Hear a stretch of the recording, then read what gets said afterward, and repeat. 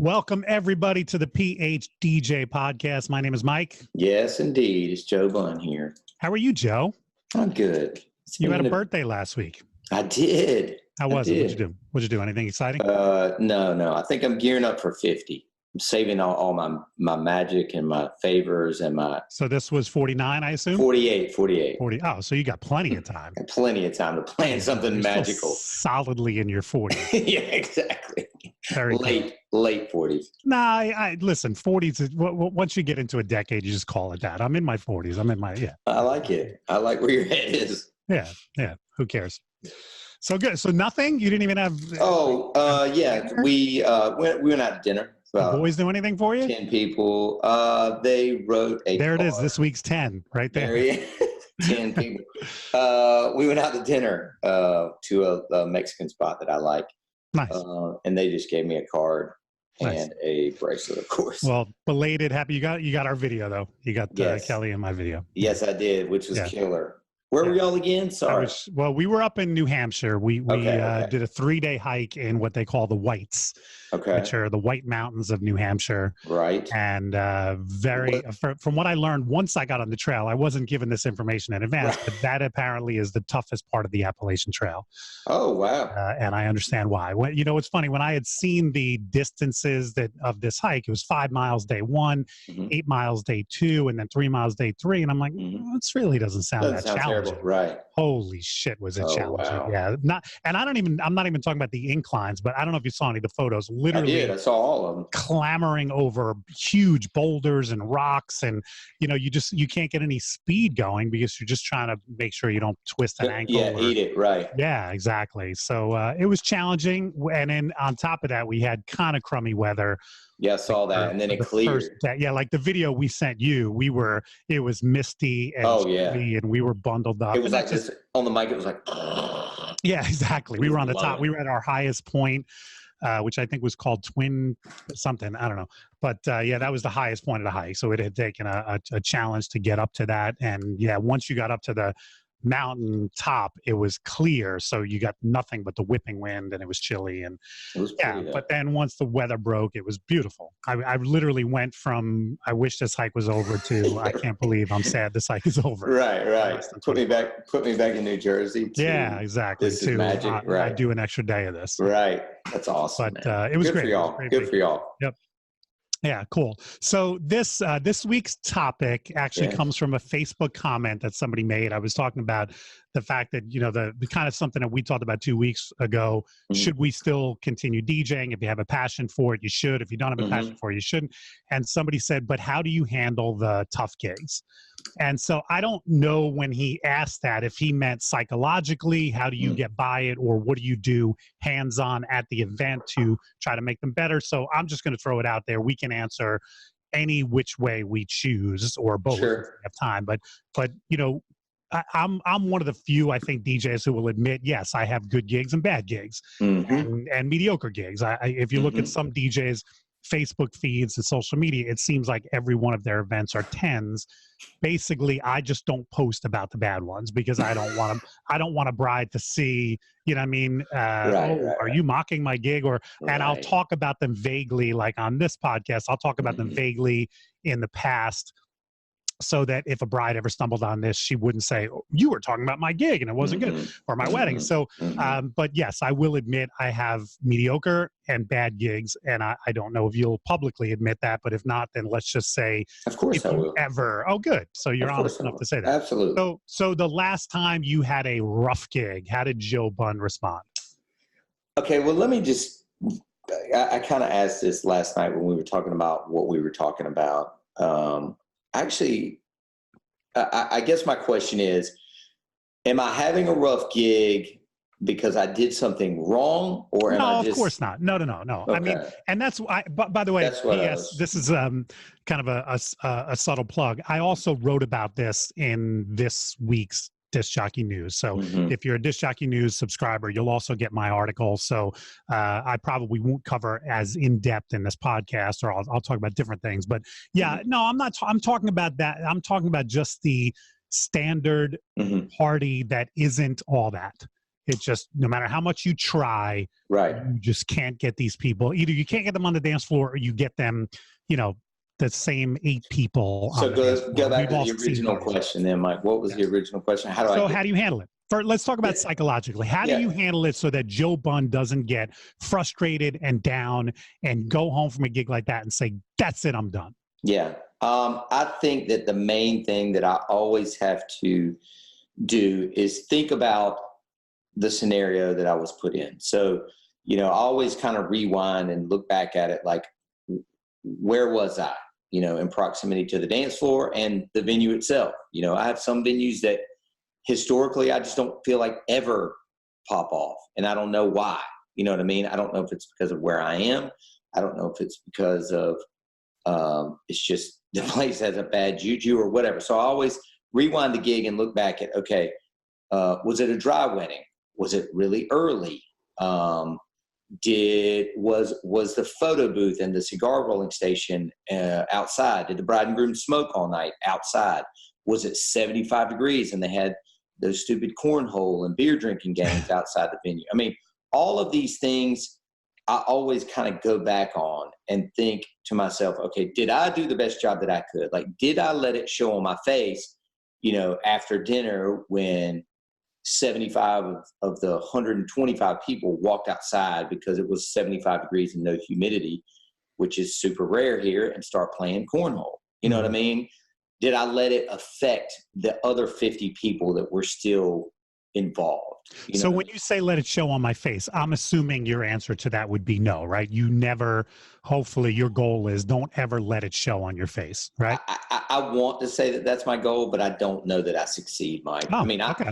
I'm just being honest. Like even if it wasn't that scenario and it just wasn't happening, and there were 100 people and only 12 were on the dance floor, like, it is very hard for me to mask that or to put on a smile and not take it personally. And so as I've gotten older, or maybe more experienced is a better word, I've really tried to be a lot more aware of how I look or what I'm doing. Even the whole Serato face thing and like super concentrating, I'm really not trying to look cool. I'm trying to look like I'm having a good time, but I'm also, as you know, thinking 4 songs ahead. You know what I mean? Especially if it's a difficult crowd and you're really, sometimes you just have them. I could play anything, and those crowds. But there's sometimes you're like, there's one wrong song or one, chorus too many out of this song is going to crush this dance floor. And I'm going to have to resurrect it with either a ballad. You mean crush in a bad way. In a bad way. Sorry, kill it like, it's going to clear. Sorry. And I know that you've had those crowds as well, and that's a difficult thing, and it's difficult not to let it show on your face. Yeah, the whole programming thing is, I had a wedding this past Saturday night that was a no-brainer. No matter what I played, dance floor was packed, and that makes programming fun because you can take risks. Like, hey, I can try this song that I haven't played in a little while. This crowd stay up for it. I can get unique here. I can do this. But on the opposite end, when you're dealing with a tough crowd, it does, man. It makes progress, and what Joe just said there was gold. Not only do you have to play the right songs, but you can't hang with a song for too long, because if a crowd's that fickle, they're going to react to a song. Oh, this is cool. And then halfway through, they're going to be like, this is all right. And then by the third verse, they're like, hey, let's go get a drink or let's go play cornhole. So yeah, it's not only just dropping the right song, but it's knowing, oh shit, the energy's going down. I gotta mix out. I gotta get out. So it's almost like you're constantly every 2 minutes, like, examining the dance floor. So no doubt events like that are way, way more work. But psychologically, I look back on it like, when I get back, you know, and recap it, did I do everything that I could to make that the best possible event? And if I'm at, you know, in that 95 percentile, then I'm like, you know what, I did the best I could. And, you know, Mike, what's funny about those gigs, and I've talked to other DJs about this before, like in consulting and stuff, and, you know, you have the tendency to want to beat yourself up because it wasn't a 10 or, you know, wasn't off the hook and you're posting about it on social, best night ever. You can't beat yourself up over it because, to be honest with you, until you get some sort of feedback from that couple, you don't know that they didn't think it was a 10. Right. I've done gigs. I leave plenty of weddings and going 6.5, you know, and get home before I've even, you know, gone to bed. I've gotten a text from them or an email from them. Best night ever. You're the greatest DJ I've ever seen. Everybody's raving about you. Thank you so much. Right. You know what I mean? Or a week later, get a review online and you're like, damn, I just don't remember that being that off the hook. So sometimes I think we're our own worst critic. You know what I mean? Which I think is good. It's always good to be your own worst, as long as you don't beat yourself up to the point where you want to quit. And that's one of the things I've come to now, 31 years in the business. Yeah. You know, my first couple of years DJing, when I had a tough gig, I came home from it and was like, maybe this isn't for me. I don't have the skills. I can't do this. Maybe I should move on. But I mean, now after 31 years, I realize, you know, it's not me, it's them. And like you said, as long as I can self-analyze and say, hey man, I did everything I possibly could to get these people going. It wasn't my fault. I never quit on the crowd, everything else. Then you can, you're not going to beat yourself up to the point of, I got to find a new career, which so I think it's good to be self-critical, but not to the point where it gets debilitating. You know? That's a great word, debilitating. And also, Mike, I think enough people hype you up to overcome the mediocre shows. You know what I mean? Like, you have to always go back in your data bank of, well, what about the weekend before? You know, I'm forgetting how that was. You know what I mean? When the dance floor was going crazy, had all my lights out, firing off sparks and CO2 cannons, and they bought everything. Like, you can't compartmentalize and forget that the weekend just before that was amazing. You know what I mean? And not only that, but the bad gigs. I talked about this with the hike, that if it wasn't for the rainy afternoon, I don't think I would have appreciated. When the sun finally broke, it was like a miracle. We were like, there were 12 of us in the hike, and we were miserable and cold and rainy and wet. And then the sun broke, and we stepped out onto this clearing. And I don't know if you saw the pictures, but we could see the valley and the mountains, and we were just like, but I don't think we would have appreciated that so much if it had been beautiful weather all day. And I think the rough gigs have the same effect on me. If every gig I did was a 10, well, then I'd get used to 10s. I would just, you know what I mean? Like, even a 9 would disappoint me. I'd go, oh, there's only 200 people on a dance floor tonight. This sucks. So when you have the occasional rough gig next Saturday, when you're like, these people are great, to me, it just makes you appreciate it all the more. And those become more fun. So I do think, you know, what's the Babe Ruth line I've used in seminars? Every strikeout brings me closer to the next home run. Oh, wow. If you have that attitude of, yeah, we're all going to get the rough gigs, we're all going to get the mediocre gigs, but that just means my next one is more likely to be great, I think that will help you kind of get through it. Yeah, I was talking to a guy a couple of days ago about a wedding he had done, probably one of his first really good paying weddings. And I had written down on the call before to follow up with him. I think it was on August 31st. And so we talked a few days ago. I said, hey, man, you know, walk me back through that gig at the end of August. He said, man, you know, it went okay. And I was like, well, you know, you don't sound like super enthused. Like, what? Just run it back for me. And he said, well, you know, I had them, and it was about the third song in, and I think he said there was around 100 people. And he said he looked up, and all of a sudden, 80 of the people just walked out of the room, like almost in unison. Wow. Like, oh, my God, like what? You know, he's looking at the song, like did it play a curse word or something? And I was like, yeah, that doesn't sound good. And I was like, what did happen? He said, well, come to find out later that it was in a church hall, and there was no alcohol allowed, and the groom's half of the wedding, you know, basically, or really 2/3 of the wedding was the groom's half. What, they leave to go to a bar? Heavy drinkers. Shit. And they went out in the parking lot at the church and started their own party. Wow. With music, weed, alcohol. Like, they just took it out of the building because it wasn't allowed in the building, and they had their own thing outside and never came back in the whole night. And I said, man, you can't, I said, was the couple happy? He said, yes. I said, then don't beat yourself up over that, man. There's nothing you could have done to hold those people there. Right. My dad is a heavy drinker, and if he walked into a reception with no alcohol, even if they just had beer and wine and not cheap Gordon's vodka, he would be furious and leave immediately. Like, that's how alcohol. When Kelly was still at the vitamin shop, we went to one of her coworkers' wedding, and she's Islamic, so we knew there was going to be no alcohol there. Sure. And I mean, I'm not proud of this, but we all brought like fifths with us, and we were going up ordering Sprite and then spiking it with vodka and stuff. It was pretty funny. So we had our own party. Right. So, but that's kind of that's what I told him. I was like, I'm wishing people had just brought flasks instead of moved the party out in the parking lot, because they missed a chance to see a great DJ. Right. So, I mean, one of the tips that I gave in this article that you'll read if you listen and read this Shocking News. By the way, if you don't, you should. Sorry.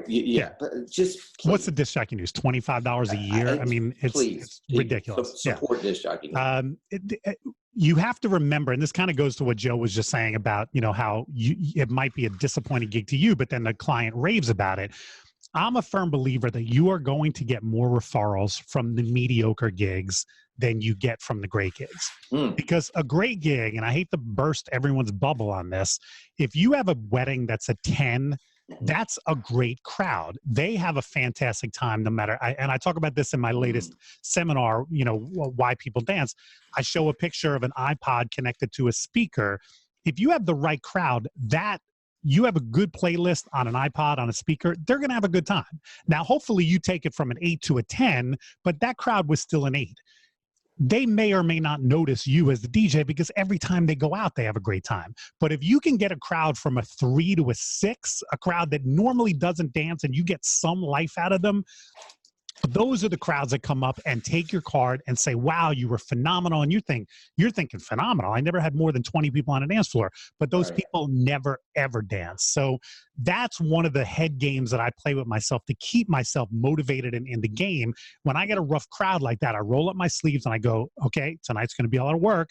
I'm going to be plugging away all night. But if I do, and if I chip away and get some people on the dance floor, or even get, you've had those parties where it sucks, and then the last half hour is pretty good. Sure. You're like, why did it take so long? If you keep plugging away and get that last half hour or last hour or whatever, you are probably going to give away more business cards and get more referrals, because these people hardly ever dance, and you got them to dance. Mike, I mean, the more you say that, the more accurate that is. I feel like, as somebody that's not a walking around the room handing out my cards kind of guy, but more set it on the table, take it if you need it, or have them in my back pocket if somebody comes up and asks.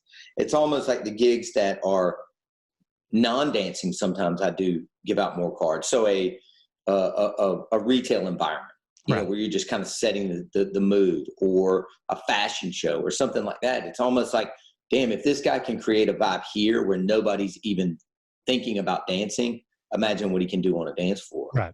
You know what I mean? So, and another tip that I talk about in that seminar is, if you can't get people dancing, at least get them singing. And I have an entire folder in my Serato. I think there's about 100 songs in there that I just call sing along. And so if I'm, and I just had one over the summer. It was a midweek wedding. I got them dancing a little bit, but then the last hour was basically like another cocktail hour. They were done dancing. I could tell they weren't going to dance anymore, but they were still hanging around the room. They didn't want to leave. They wanted to keep the bride and groom company till the end of the night. And I basically played an hour of just fun, finger snapping, sing along type stuff, so that I didn't want to kick it all the way back to just like dinner music at that point, but I knew I wasn't going to get them dancing. So just if you don't have it already, just set up a folder for yourself of just fun, happy, upbeat sing-along songs. And if you have to go to that type of vibe at a party like that, at least people are enjoying the music. And you'll see sometimes people bopping around at their tables, singing along. that's at least interaction to some level if it's not dancing. Let me add one more thing to this. So another thing that I've always tried to stress in a consultation, especially with people, and listen, to be fair, it is rare that I get this kind of couple that comes in and is like, listen, I know my family, I know his family, they're super religious or they're super conservative, and they're just not going to dance. It's rare that I get those kind of people. Most people come in and go, look, I don't care about the flowers, the food, anything. We came to get down, and we heard that you're the best. So that's my 8 out of 10 couples. Every once in a while, though, I get the couple that are like, listen, we're not expecting much, blah, blah, blah. So with that, I'll say this. It is your job. Imagine how bad that party would be then if there was no music at all. And I always think about that. I don't care if you're going to somebody's house party, or even in my office right now, it's weird that there's no music on. Like, you are setting a mood, you're setting a scene. Imagine how bad that wedding is going to be, or that party is going to be with no music at all. So even if you don't have this raging dance floor and, confetti cannons going off and TV screens and all this stuff, think about it with nothing, or an iPod or, So is the point you're making that you should accept that event no matter what? Absolutely, man. Yeah, I agree. We've talked about this before. I know some DJs who say, "Oh, I've turned down clients," but I can't think of a time I've ever turned down a client. If they want to pay our fee, we are going to book them. And I'm not saying as an owner, I'm not going to do it, I'm going to give it to somebody else. I'll take that event. I mean, to me, if a client's like you're saying, if it's you take it, imagine how bad it would be without you, and also go to my point. I look at that as a challenge, much like my hike last week. Kelly and I could have laid on a beach in Jamaica last week and had a great vacation, but would we have any kind of sense of accomplishment? No, absolutely not. No. I felt accomplished when I got through with that hike, and I feel the same way when I get a mediocre crowd and pump some life into them. I feel like I've done something. I feel like I've accomplished. I feel like my 30 plus years of DJing has come in handy at that night. So yeah, we've been told that in advance in the sales process, and we'll still accept that event. No doubt. Absolutely, man. Yeah. Absolutely. Everybody deserves a good DJ. Yeah. There you go. I think we leave it on that, Joe. Yeah, absolutely. I like it. Absolutely. That's a good catchphrase. All right. All right, guys. Thank y'all so much for listening. Mike, anything else before we sign off? Thank DJ Event Planner again, our sponsor. Thank you, Troy. Appreciate. Thank you, DJ Event Planner. Have a great one, everybody. Thanks, guys.